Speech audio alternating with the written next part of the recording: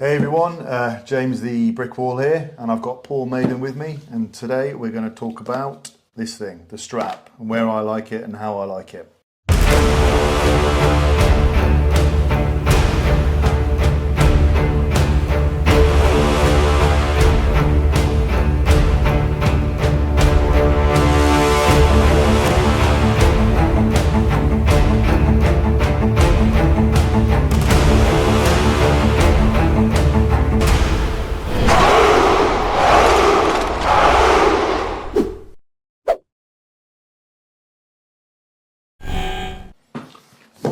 Well, I'm looking forward to this one, James. Yeah. Out of all the videos, you said we was going to do today, I'm looking forward to this one the most, just because it's very difficult for me as a top roller to sometimes escape a hooker. Okay. So I'm actually looking forward to the tips you're going to show me to see if I can pick anything up to possibly get away from you. Yeah, right. Okay. Well, the first thing a top roller tends to do with me when they put their elbow down and we sort of set up like this is they sort of arch their hand like this.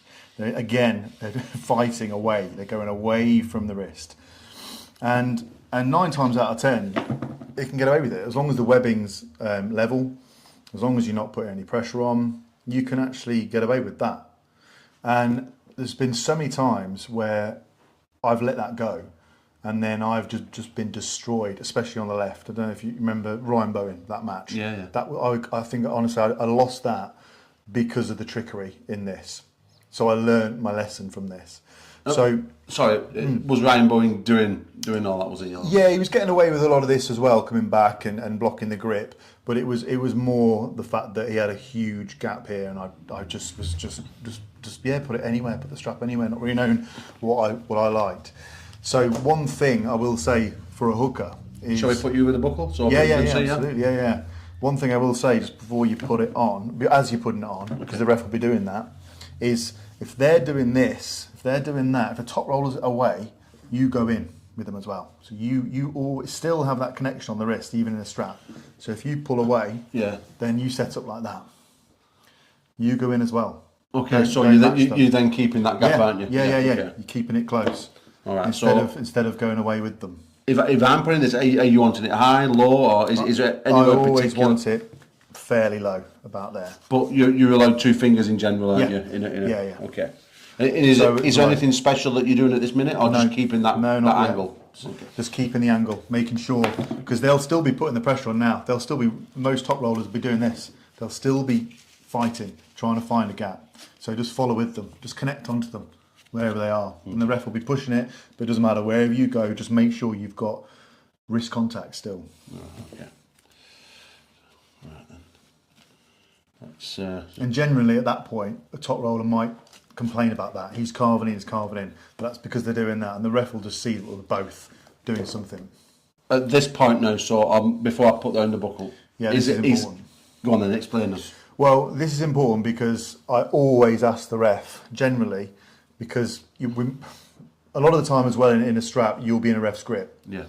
Now, I don't post like this, but what a lot of refs do is to get the webbing straight, they'll flatten the fingers, which I just hate, and I don't know how they get away with it, because why would you set up like that? That is for a pistol grip top roller.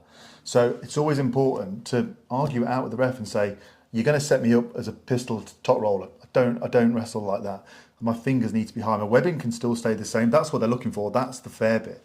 But these fingers have to go up to a degree, because doing that as a hooker is going to be an absolute nightmare. You're going to lose the match. Yeah. So get these fingers high as you can, but obviously you'll have to keep this webbing fair. And the second thing is the strap. When a ref comes in, then we start pulling it. Yeah. Any particular way? Yeah, straight down here. Okay. So you're asking it to come on the straight down like that. There, look, like that. Oh yeah, that connects that part of my hand there. Never. If a ref does that, if you allow the pistol grip, and then the ref pulls it straight down, I wouldn't even let it go. I'd take it off. I'm going to just jump in here. The difference that I'm feeling through my hand now, from you having that to you having it straight down is astronomical. Yeah. Literally, I feel if we was to close our hands, I've already beaten you. My hand is like I'm literally into the segs of your hand, and I'm literally into the segs. Whereas when you put that down there, and keep obviously fingers high like that. That's better. You literally shut me completely. Now I feel dominated in the rotation. No, I feel dominated in the rotation department. I think we're gonna have to just put this on. Sorry about this, guys. That is the most important thing for me, to be honest. That strap, when a ref does that, to tell them not to pull it straight down here in line with the knuckles. It's always straight down like that. I feel a massive difference straight away. Yeah. So, okay, so we've tightened the strap. What's the next protocol? So if it's not a ref's grip, then again, a top roller will probably, a lot of them will be trying to block the grip slightly by putting their thumb, closing in slightly. And do you feel that makes a difference when people get that, James? I mean, I'm a top roller, and personally, I don't try and block a grip. I find that the top rollers that have all of this trickery are doing it for a reason.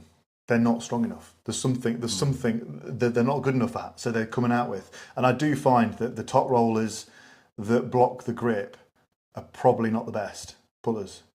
I don't know what it is, but I find that's just a really obvious thing. So it's like me starting like that, I don't feel like, even from there, I'm blocking the grip though, or attempting to block the grip, right?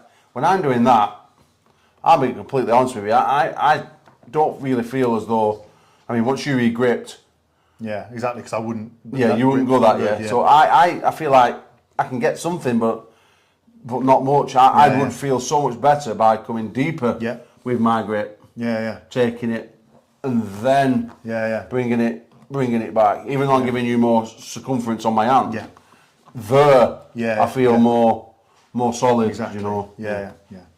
Now, and some top rollers obviously will go pistol against me, but I find that most top rollers that pistol grip, they're leading me into something.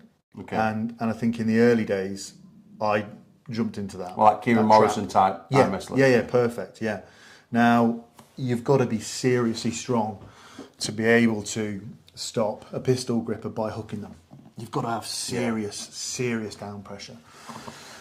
And now, if someone's really obviously pistol gripping, this is the other importance of working your back pressure and rise as a hooker, is so when they're doing that, the amount of times I've done it this year where they've pistol gripped me and I've loaded back like this, I can see their face just drop.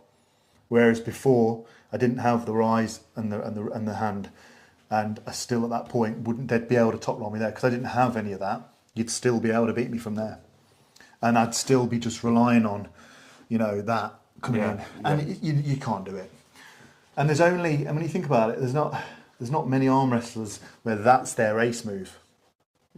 Kieran does it a bit, but it's people like Dobrin, isn't it? He's a master at that. Yeah. But Plamen, he's not. He posts. Yanis does something similar, but I've noticed with Yanis, he tends to do more, just a little bit. Then on the ready go, he throws it on, doesn't he? Yeah. David Bradford, for example, when he's setting up, he's not always pistoling completely. He's sort of in between, and he moves. So when he's setting up, he puts his wrist back normally slightly, but he's moving up and down. So you just got to sort of go with him. It's almost like he's tricking you into it. So by saying he kicks his back, he puts his wrist back a little bit. What do you mean? He's almost giving you something? Yeah, he's almost giving his wrist a little bit. Mm-hmm. So again, that might be like leading you into more of a top roll, like he's making himself vulnerable. I don't think he is, because I think he's really, really strong there. But it's more about his riser. So he's almost baiting you, is he? Into attacking in top rolls so he can swing off you. Yeah. And I think he'll drop. He tends to drop down. He drop his knuckle down into a pistol when he knows he's convinced you're going to be doing this. Yeah, okay. Because then all he's got to do is that. Because Bradford, he's won the match, hasn't he? When he's like this. Yeah. If you're trying to hook him. So yeah, it's important for me to have that strap down here as far as possible and nowhere near this line of knuckle. And what would your initiation be? Would it be the same as you hit outside of the straps, or do you slightly do it different or not? I find actually, if I feel comfortable, i.e. in the hand, and I feel like my hand's as good as that other person's. Frodo was a good example of this, because when I was 3-0 up, I think it was round 4, where he changed up completely, and he went drop wristed, out of straps. He went to what? Sorry, out of straps. He drop wristed. Okay, yeah. He dropped his wrist, and he went like that. He shot back, but he just completely. I didn't hit. I held him. Okay. And if you notice, my hand didn't really do anything, and he just dropped completely, and he just pulled out in a strap. When I knew that, and I thought, I've got him on the hand here as well, strapped up exactly like that. If you notice, I can feel an amazing connection you've got there. It's really good. Yeah, and with him, I didn't go on my tiptoes. If you look at the match, I was exactly like this. Yeah, I feel that and pressure. He tried, and I went straight over him. Alright, so he dropped his wrist. So instead of pulling against the fingers, giving him the leverage he wanted to, he didn't change up. You just literally wrist curled him straight down and turned him under. Yeah. He basically didn't change up in the strap. So I felt like. So I had all that side pressure hit as well, as well as the height. So can we just go through that? So if I'm dragging back there, you're just literally going and that's turning me perm up and flipping me off. Yeah. And you're literally disengaging the strap. That's smart, well done. Yeah. So yeah, that's where I like the strap, everyone. So thanks very much. Don't forget to like, share and subscribe. Get onto his Instagram. And of course, if you're not already a member of ARMGODS.com, please be one.